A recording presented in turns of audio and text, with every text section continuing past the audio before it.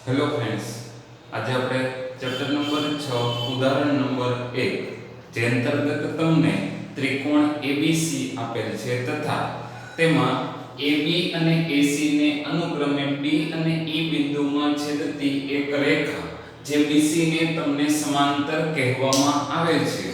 તો આપણે AD/AB AE/AC સાબિત કરવું.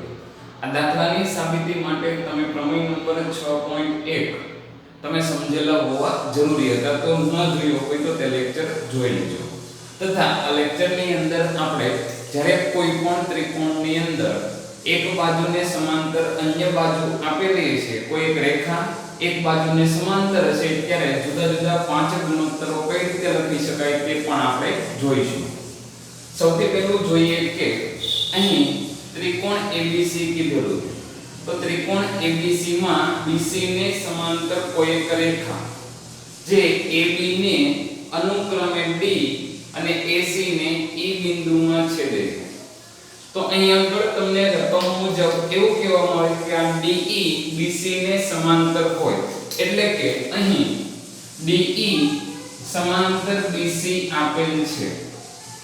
હવે તો કે આપણે પ્રમેય નંબર 6.1 પરથી એવું લખી શકીએ છીએ કે AD/DB AE/EC, એટલે કે પાયા BC ને સમાંતર હોય તેવી રેખા દ્વારા AB અને AC નું બે સમાન ગુણોત્તરમાં વિભાજન થાય, જે પ્રમેય નંબર 6.1 એટલે કે AD/DB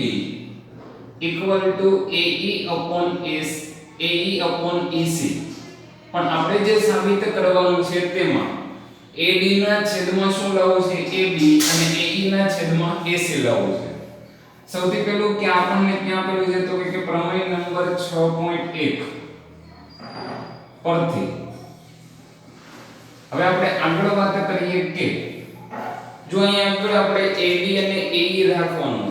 બીજું કે હવે જ્યારે આપણે બંને બાજુ કોઈ સંખ્યા ઉમેરીએ અથવા તો બાદ કરીએ તો એની અસર બંને બાજુ કરી શકાય.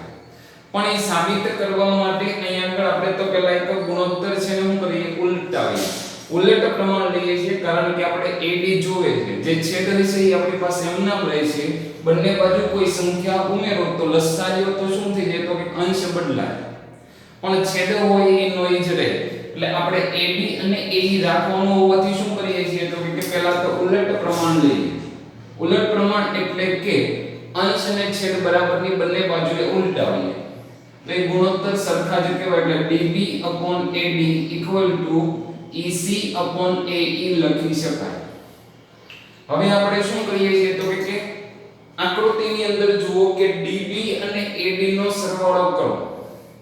જો મારે AD અંશમાં પ્લસ કરવું હોય તો બીજી રીતે કહીએ તો અહીંયા પણ હું +1 કરું તો AD છે નો લસાઅ આવે, એટલે કે AD + DB થઈ જાય. એટલે કે હવે બરાબરની બંને બાજુએ +1 ઉમેરતા તો DB/AD +1 EC/AE +1. હવે શું લઈએ? તો કે AD છે નો લસાઅ લઈએ તો DB + AD/AD એવું લખી શકાય. અને બરાબરની બીજી બાજુ AE નો લસાઅ આવશે તો EC + AE/AE. હવે આકૃતિ પરથી સ્પષ્ટ છે કે AD and DB નો સરવાળો કેટલો થઈ જશે? AB થશે. તો અહીંયા આગળ અંશમાં મળશે AB/AD. બરાબરની બીજી બાજુએ તો AE અને EC નો સરવાળો તો કે તમને ફરીથી AC મળશે અને છેદમાં AE. હવે આપણે જે ગુણોત્તર લાવવાનો છે તેમાં AD અંશમાં છે અને AB છેદમાં, તો ફરીથી બંને બાજુએ શું લેતા? ઉલટ પ્રમાણ લેતા. એટલે કે AD/AB AE/AC. તો અહીંયા આગળ આ જે દાખલો હતો એની સાબિતી કેવી થાય છે? પૂર્ણ થાય છે.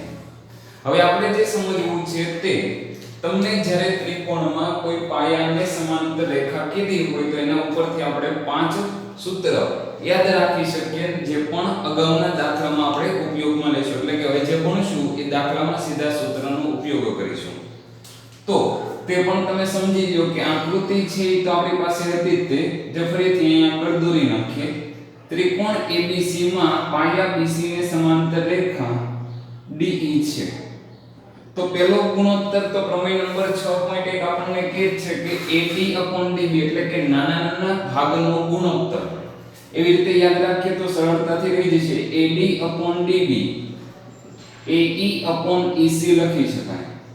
બીજું તમે શું લખી શકો તો કે નાનો ભાગ અને આખો ભાગ જેમ કે આપણે સાબિત કર્યું. એટલે કે AD/AB AE/AC. ત્રીજું સૂત્ર તો કે નીચેનો નાનો ભાગ લો DB છેદમાં આખો ભાગ AB એટલે કે DB/AB તો બરાબરની બીજી બાજુ નાનો ભાગ નીચેનો જ લેવો પડે એટલે કે AC/AC. હવે ચોથું અને પાંચમું છે ગુણોત્તરને પણ સાદા સરવાળા જેમ કે આપણે ઉપયોગમાં લીધા AD+DB. તો AD+DB AB અને જે આપણને પાંચમું સૂત્ર મળશે તે કયું મળશે AE+EC AC મળશે. આ ગુણોત્તર તમને લખતા આવડવા જોઈએ. તમને એક ત્રિકોણ આપું છું તમારી પ્રેક્ટિસ માટે જે તમારે લખવાના રહેશે. ત્રિકોણ છે એ આપણે રાખીએ છીએ PQR અને આ ત્રિકોણ PQR માં પાયા QR ને સમાંતર રેખા PQ ને x માં અને PR ને y માં છેદે. તો આવી જ રીતે પાંચ ગુણોત્તર કોમેન્ટ બોક્સ ની અંદર જરૂરથી લખો. જય હિન્દ, જય ભારત.